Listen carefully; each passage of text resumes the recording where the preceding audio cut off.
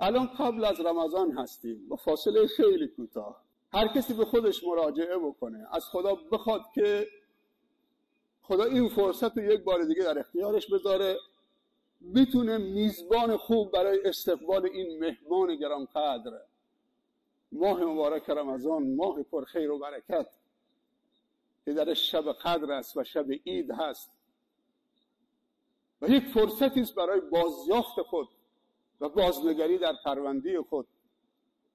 خدای ما را به رمضان برسان و رمضان رو به ما برسان و توفیق بهره برداری هر حد اکثری و خاتمه به خیری در پایان اون ماه نصیب ما بگردان.